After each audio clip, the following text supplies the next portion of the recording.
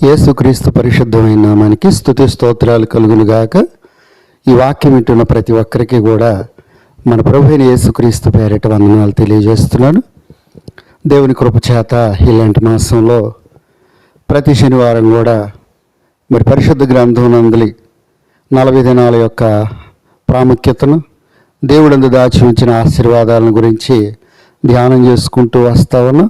మరి ఇప్పటికీ 4 వర్తమానాలు ధ్యానం చేయటం జరిగింది. మరి ఈ శనివారం మరొక వర్తమానాన్ని ధ్యానం చేసుకుందాం. మొదటి సమూయేలు గ్రంథం 17వ అధ్యాయం 16వ వాక్యాన్ని చదువుకుందాం. ఆ ఫిలిష్తీయుడు ఉదయమునను సాయంత్రమునను బయలుదేరచ్చు 40 దినములు తను తాను అగపరుచుకొనచ్చు వచ్చెను.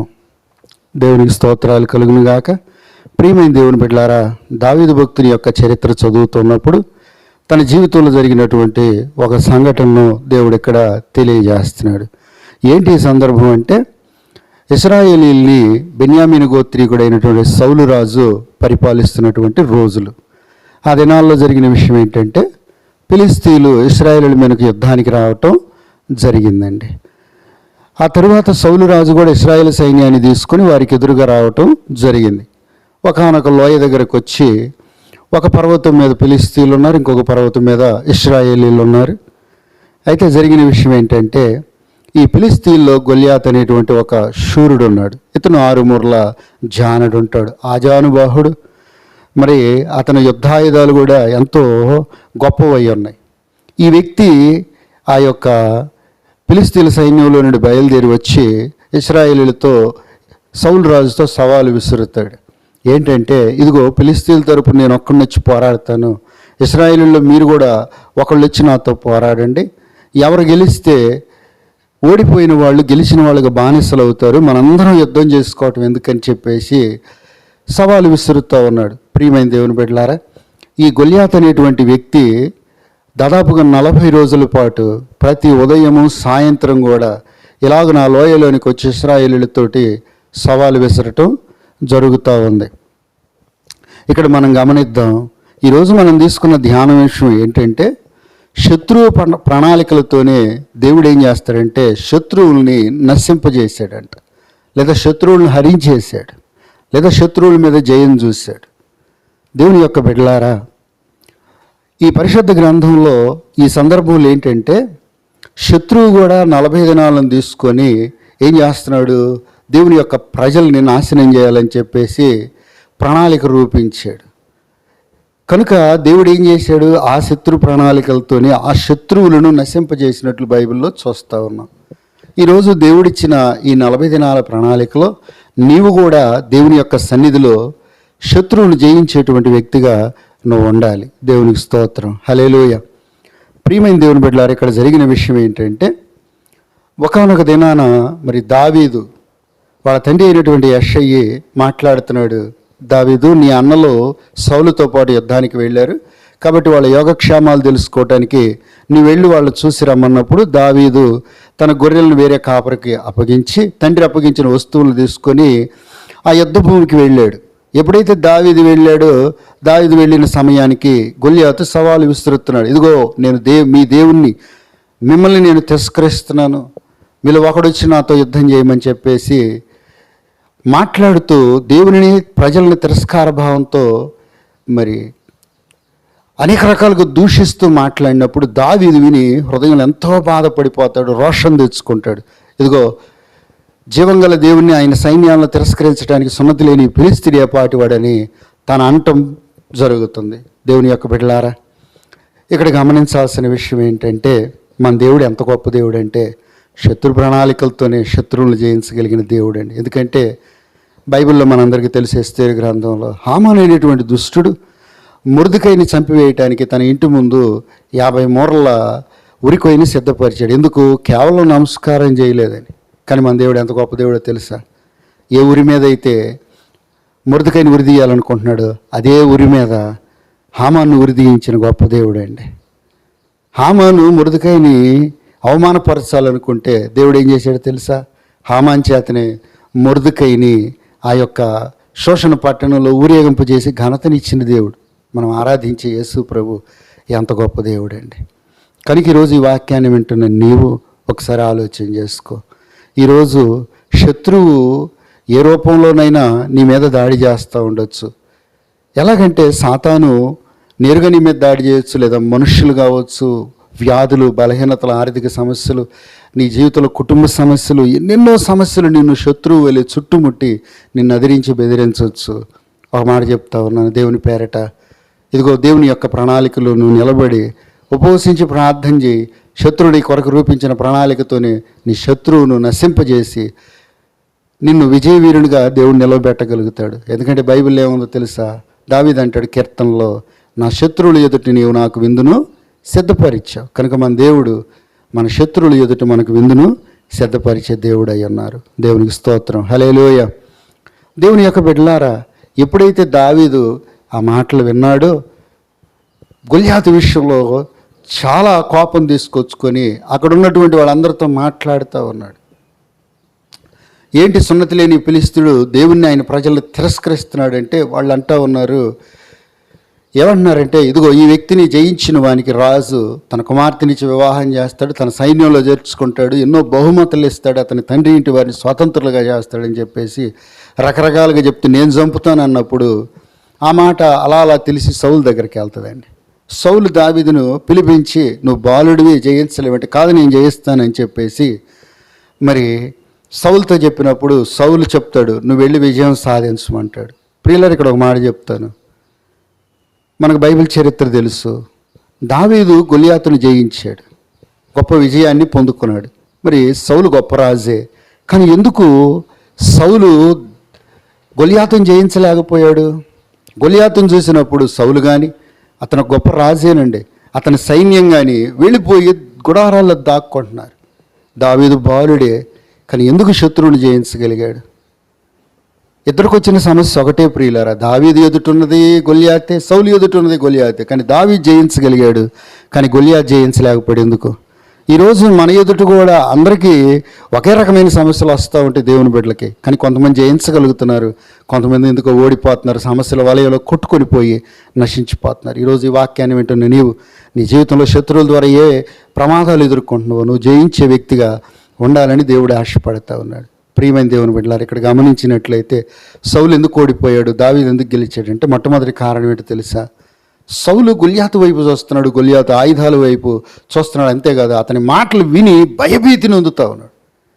కానీ దావీదు ఏం చేస్తున్నాడు తెలుసా? తన దేవుడైన యెహోవాను జ్ఞాపకం చేసుకున్నాడు, ఆయన చేసిన మేలుల ఉపకారాలు జ్ఞాపకం చేసుకున్నాడు. అదే చెప్తున్నాడు, అయ్యా నేను గొర్రెలు కాచేటప్పుడు, రాజా సౌలా నేను గొర్రెలు కాచేటప్పుడు ఒక సింహం ఎలుగుబంటి వచ్చి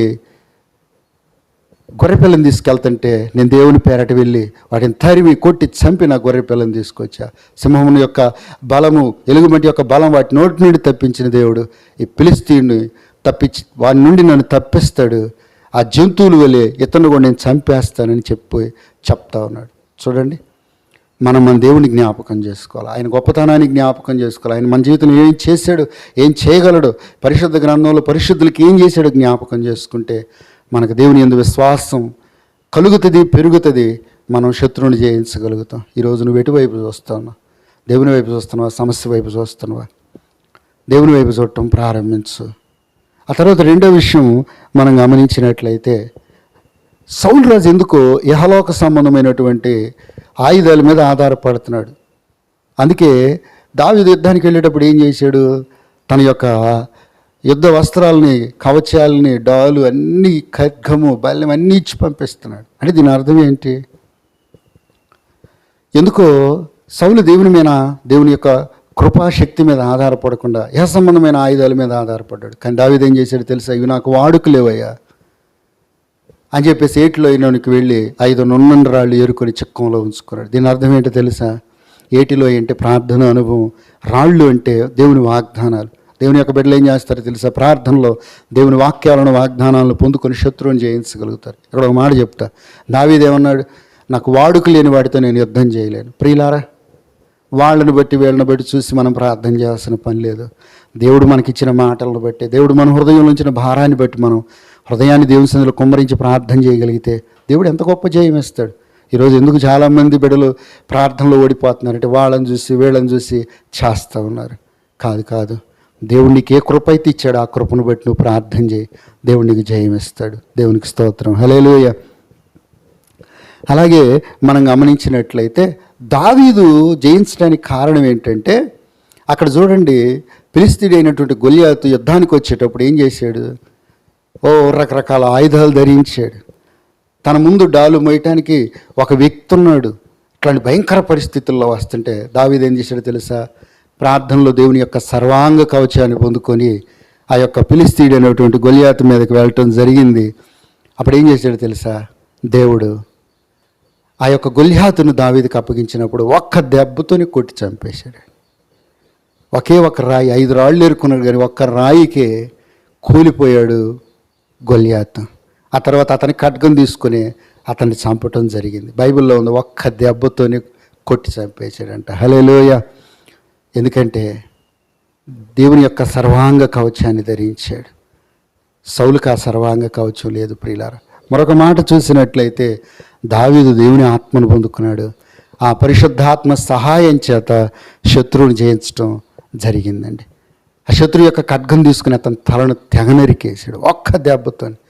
కానీ సౌలు దేవుని ఆత్మను పోగొట్టుకొని దేవునికి అయిష్టుడై దేవుని మాట వెనక దురాత్మను పొంది భయం చేత పిరికితనం చేత ఓడిపోతా ఉన్నాడు, గుడారంలో దాక్కున్నాడు. ఈరోజు దేవుని వాక్యాన్ని వింటున్న నీవు కూడా దేవుని ఆత్మను పొందుకో.